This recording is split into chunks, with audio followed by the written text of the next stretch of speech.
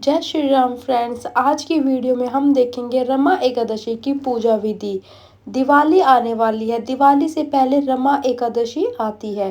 कार्तिक मास में यह रमा एकादशी आती है। रमा नाम माता लक्ष्मी का है। यह एकादशी माता लक्ष्मी को समर्पित है। यह वीडियो पूरा देखना आप। मैं इसमें बताऊंगी कि लक्ष्मी माता को कैसे प्रसन्न किया जाए इस एकादशी पर।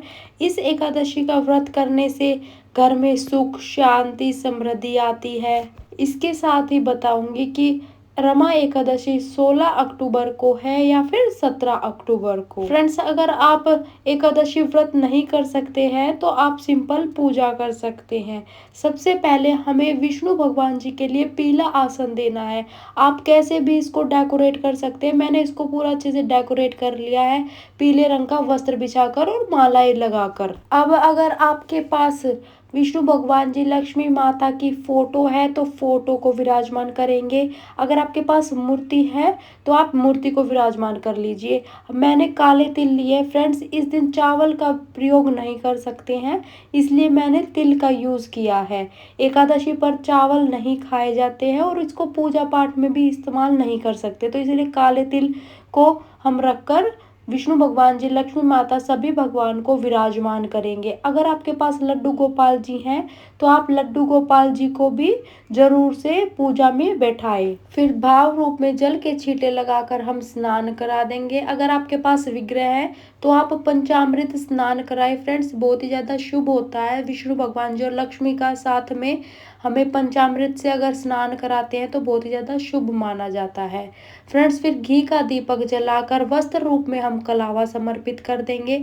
और लक्ष्मी माता के लिए मैंने चुनरी उड़ाई है। लक्ष्मी माता इससे बहुत ज़्यादा प्रसन्न हो जाएगी क्योंकि ये रमा एकादशी है। रमा लक्ष्मी माता का ही नाम है। चंदन का तिलक लगा देंगे और रोली से भी तिलक लगाएंगे। चंदन से जरूर लगाए। चंदन बहुत ही ज़्यादा प्रिय है विष्णु भगवान जी को, तो आप चंदन का तिलक जरूर लगाए। साथ में जो हमारा दिया है तो दिया की भी हमें तिलक लगाना होता है। और लक्ष्मी माता को प्रसन्न करने के लिए उनके लिए लाल रंग के फूल तो आप जरूर से ले आए। लाल रंग के फूल समर्पित कर देंगे। अगर हो पाए विष्णु भगवान जी के लिए तो पीले रंग के फूल ला सकते हैं। मेरे पास अभी अवेलेबल नहीं थे तो मैंने जो मेरे पास थे वो मैंने समर्पित कर दिए हैं।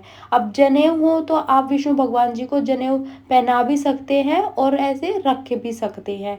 और विष्णु भगवान जी को मंजरी के साथ तुलसी दल का भोग जरूर से लगाएं। अगर आप किसी वजह से तुलसी पहले दिन तोड़ कर रखनी भूल जाए तो आप विष्णु जी को तुलसी माला भी पहना सकते हैं। अगर आपके पास तुलसी माला है तो आप तुलसी माला पहना दीजिए। फिर विष्णु भगवान जी सभी भोग को स्वीकार कर लेंगे। कहते हैं कि विष्णु भगवान जी तुलसी के बिना भोग को स्वीकार नहीं करते हैं और इस दिन फलाहारी और निर्जला व्रत किया जाता है। आप अपने स्वास्थ्य को ध्यान में रखते हुए इस व्रत का संकल्प ले, तभी आप कोई व्रत करें। इस दिन अन्न का भोग नहीं लगाया जाता है। मैंने सेब और पताशों का भोग लगाया है तुलसी रखकर। फिर धूप दीप दिखा देंगे हम। फिर एक लोटा जल का रखकर हमें कथा सुननी है। कथा के लिए फ्रेंड्स या तो सीधे हाथ में आप फूल रखेंगे या फिर काले तिल रखेंगे। फिर से बता देती हूँ फ्रेंड्स, चावल निषेध होते हैं तो चावल आप पूजा में भी यूज़ नहीं कर सकते हैं और बनाकर भी नहीं खा सकते हैं। कथा सुनने के बाद आप थोड़े से तिल के दाने आप इसमें लोटे में डाल दें और कुछ भगवान जी को समर्पित कर दें। फिर हम आरती करेंगे। फ्रेंड्स, कथा का वीडियो आपको मेरे चैनल पर मिल जाएगा तो आप वहाँ पर कथा सुन सकते हैं। आरती हमें पहले गणेश जी भगवान जी की करनी है क्योंकि जो मैंने फोटो रखा है उसमें गणेश जी भी हैं और तो सबसे पहले गणेश जी की ही आरती की जाती है। फिर उसके बाद हम विष्णु भगवान जी की आरती करेंगे। अगर आपके पास फ्रेंड्स गणेश जी नहीं है तो आप अगर आपके पास कोई भी फोटो हो तो आप उन्हें विराजमान कर ले। फिर हाथ जोड़कर पूजा में रही कमियों के लिए क्षमा याचना करेंगे। अपनी मनोकामनाओं को पूर्ण करने के लिए प्रार्थना करेंगे। विष्णु भगवान जी के से कहेंगे कि आपकी कृपा से हम सच्चाई के रास्ते पर चले, किसी का दिल ना दुखाए, ये कहकर हमें प्रार्थना करनी है। हमें इस तरह का भगवान जी से आशीर्वाद मांगना चाहिए। हमें कभी भी धन दौलत संपत्ति मांगने का कोई मतलब नहीं बनता। अगर भगवान जी का हाथ आपके सर पर है तो आपको सब कुछ मिलेगा, वो भी बिना कुछ कहे। बाद में जब आपकी पूजा कंप्लीट हो जाएगी तो अब आपको भोग प्रसाद को आप बांट दे और चौकी को आपको अगले दिन ही उठाना है। जब आप नेक्स्ट डे व्रत का पारण कर लोगे उसके बाद हमें चौकी को उठाना है। फ्रेंड्स, जो एकादशी द्वादशी के दिन में आती है ना, हमें उस दिन का एकादशी का व्रत करना चाहिए, बहुत ही ज़्यादा शुभ माना जाता है।